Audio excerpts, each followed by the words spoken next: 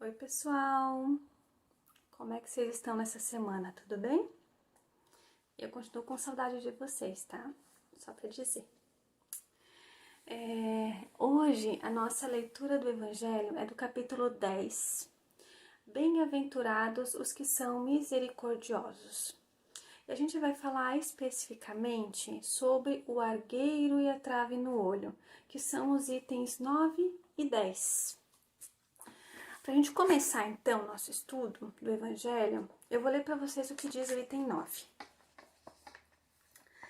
Diz assim: Por que vedes um argueiro no olho do vosso irmão, vós que não vedes uma trave no vosso olho? Ou como dizeis ao vosso irmão: Deixai-me tirar um argueiro do vosso olho, vós que tendes uma trave no vosso?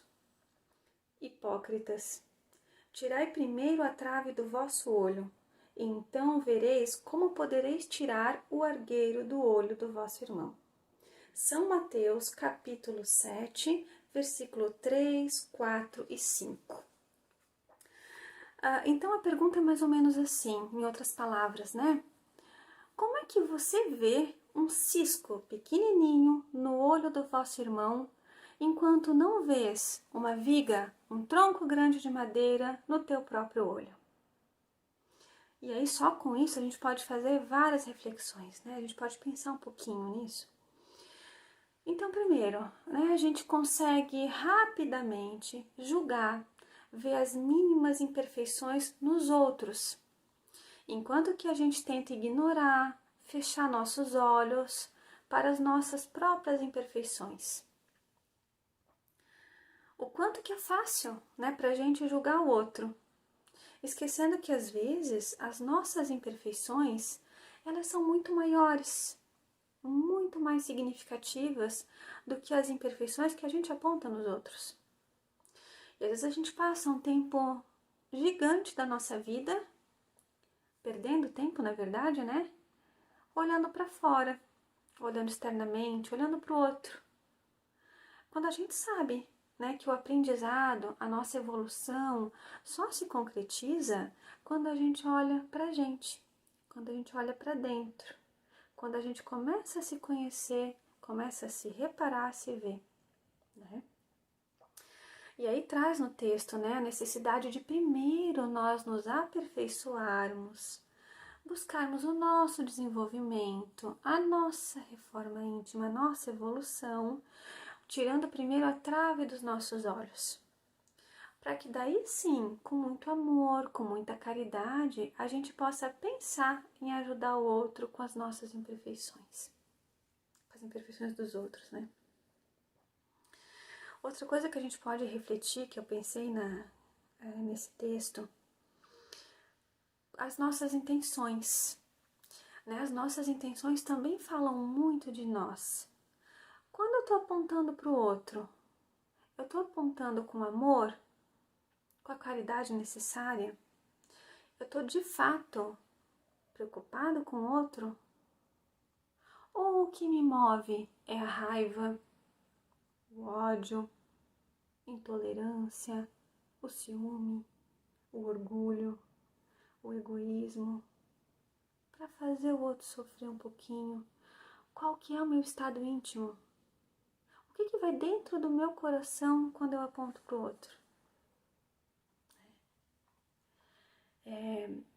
Também não significa a gente achar que agora tá tudo bem, então, tá tudo bom, ninguém mais erra, né? Vamos ignorar, né? Não, todo mundo erra, sim, né? Isso é inevitável, faz parte da vida, né?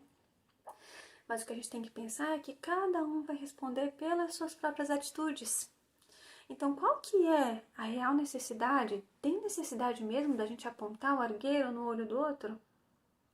E ainda tem mais uma coisa, né, gente? Quando a gente aponta o defeito do outro, a gente não pode esquecer que o outro não necessariamente tem o defeito que a gente diz que tem, né? Porque a gente vê o outro de acordo com a nossa própria opinião. E a gente tem que ter muito cuidado com isso, né? Porque às vezes a nossa opinião não é a realidade, né? Às vezes a gente tem preconceito, equívocos, né? E aí não condizem com a realidade, né? E ainda, muitas vezes, falam mais sobre a gente mesmo, as nossas próprias sombras. Eu vejo no outro aquilo que eu quero, não vem em mim mesmo, né? Minha própria sombra, né? Tem aquela história bem popular do lençol sujo, não sei se vocês lembram, né? Que eu lembrei agora para ilustrar isso, né? Que tinha, enfim, um casal, morava juntos, e aí a esposa, né, um dia de manhã olhou pela janela e falou: Nossa, olha lá a vizinha estendendo aquele lençol, tá todo sujo. Aí depois, um dia depois, outro dia, nossa, essa pessoa aí não tem a mínima noção, o lençol tá todo sujo. Outro dia, será que eu vou ter que ensinar ela a lavar roupa? Não sabe nem lavar roupa, né? E assim foi por alguns dias. E aí um dia ela olhou pela janela, o lençol estava limpinho. E aí ela falou: Até que enfim, alguém deve ter falado para essa pessoa, ter ensinado ela a lavar roupa, né? E aí o marido disse para ela: Não, na verdade eu levantei mais cedo hoje e lavei a nossa vidraça. Né? Então é mais ou menos isso. A gente sempre olha o outro pela nossa lente, pela nossa vidraça. Né? E às vezes com isso a gente comete um bocado de injustiças, né? Um bocado mesmo. A gente tem também o item 10 desse mesmo texto. Eu vou ler para vocês para a gente conversar um pouquinho, que ele também é bem rico. Um dos defeitos da humanidade é ver o mal de outrem antes de ver o que está em nós.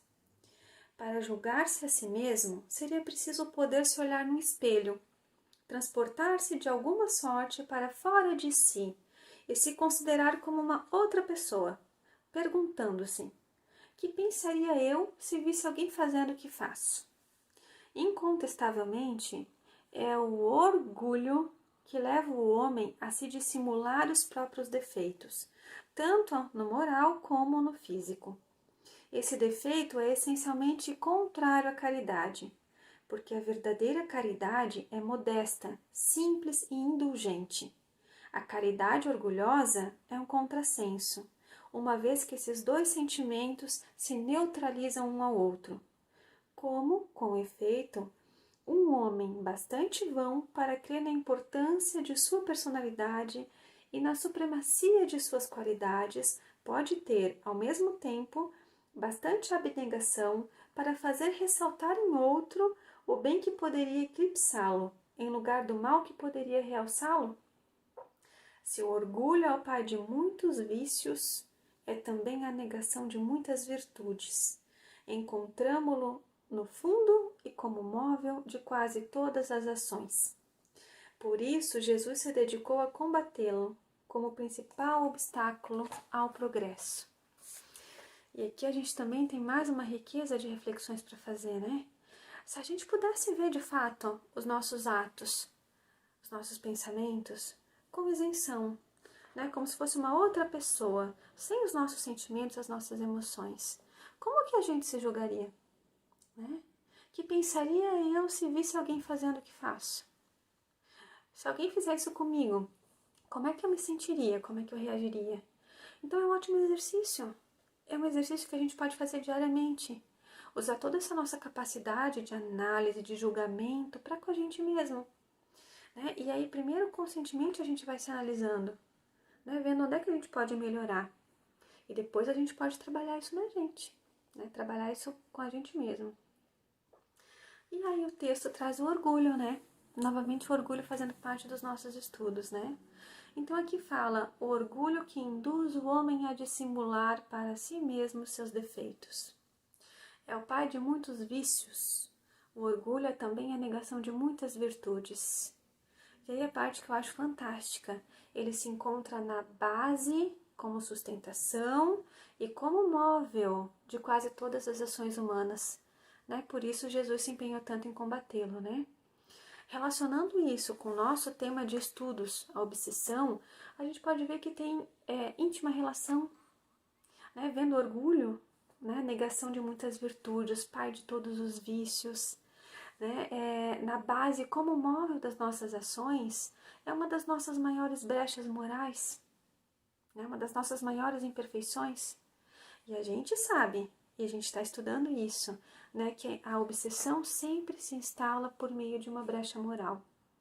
É aí que começa essa sintonia. Então é importante isso ver, né? Tanto as nossas ações quanto os nossos pensamentos. Né? Com o que a gente está sintonizando? Tem uma pergunta do Livro dos Espíritos que veio muito a calhar com essa reflexão, que é quando fala da perfeição moral, que é a pergunta 903. Então eu vou ler aqui rapidinho para a gente poder refletir juntos, né? Incorre em culpa o homem por estudar os defeitos alheios? E a resposta é a seguinte: incorrerá em grande culpa se o fizer para criticar e divulgar, porque será faltar com a caridade. Se o fizer para tirar daí proveito, para evitá-los, tal estudo poderá ser-lhe de alguma utilidade. Então, se a gente utilizar, né, estudar os defeitos alheios para que a gente não faça a mesma coisa, é uma coisa. Né? Agora, se a gente faz para divulgar, né, para criticar, como a gente já viu antes, né? Aí sim, é faltar com a caridade e aí sim incorrerá em grande culpa, em grande responsabilidade, né? Continuando, importa, porém, não esquecer que a indulgência para com os defeitos de outrem é uma das virtudes contidas na caridade. Antes de censurardes as imperfeições dos outros, vede se de vós não poderão dizer o mesmo. Olha que especial isso, né, gente? Agora, olha só o que diz aqui. Tratai, pois, de possuir as qualidades opostas aos defeitos que criticais no vosso semelhante. Exemplificando, daí exemplifica, né? Esse o meio de vos tornardes superiores a ele. Se lhe censurais o ser avaro, sede generosos. Se o ser orgulhoso, sede humildes e modestos. Se o ser áspero, sede brandos. Se o proceder com pequenez, sede grandes em todas as vossas ações. Numa palavra, fazei por maneira que não se possam vos aplicar as palavras de Jesus. Vê o argueiro no olho do teu vizinho e não vê a trave no teu próprio. Eu achei isso aqui bastante rico, acho que pode contribuir bastante com o que a gente está refletindo, né? Tem também uma outra referência, um outro livro, A Palavra de Vida Eterna, do Chico Xavier pelo Espírito Emmanuel. E tem um capítulo que o título é Observemos Amando. E aí desse capítulo eu tirei um trechinho bem pequenininho para poder falar um pouquinho, que ele fala da conduta do Cristo, da conduta de Jesus. Né? Então, para nossa edificação, recordemos a conduta do Cristo na apreciação de quantos lhe defrontavam a marcha. Aí fala assim, ó. Para muitos, Maria de Magdala era a mulher obsidiada e inconveniente. Mas para ele, para Jesus, surgiu como sendo um formoso coração feminino, atribulado por indizíveis angústias, que, compreendido e amparado, lhe espalharia no mundo o sol da ressurreição. Aos olhos de muita gente, Simão Pedro era fraco e inconstante. Para ele, contudo, representava o brilhante entrando nas sombras do preconceito, que fugiria à luz do Pentecoste para veicular-se o Evangelho. Na opinião do seu tempo, Saulo de Tarso era rijo doutor da lei mosaica, de espírito endurecido e tiranizante. Para ele, porém, era um companheiro mal conduzido, que buscaria em pessoa as portas de Damasco para ajudar-lhe a doutrina. E aí veio o que eu achei mais especial. Ele já está dando um exemplo de como que ele via as pessoas, né? E aí ele finaliza assim: observemos amando, porque apenas o amor puro arrancará por fim as escamas de treva dos nossos olhos, para que os outros nos apareçam na bênção de Deus, que invariavelmente trazem consigo. Que a gente possa ver essa bênção de Deus nos outros, né? E a gente vai ver isso se a gente conseguir observar amando os outros. Que convite, né? Então, gente, finalizando essa nossa reflexão de hoje, que a gente possa seguir esse modelo de Jesus, né? Que a gente possa relembrar sempre da caridade para com o outro como sendo a benevolência para com todos, a indulgência para com as imperfeições dos outros, né? E o perdão das ofensas. E lembrando que com orgulho, tanto a benevolência, a indulgência e o perdão fica impossível, né? Então, para a gente procurar ver e destacar o bem que existe nos outros, né? As qualidades, os pontos fortes, qual é a luz que eu vejo naquele que caminha comigo.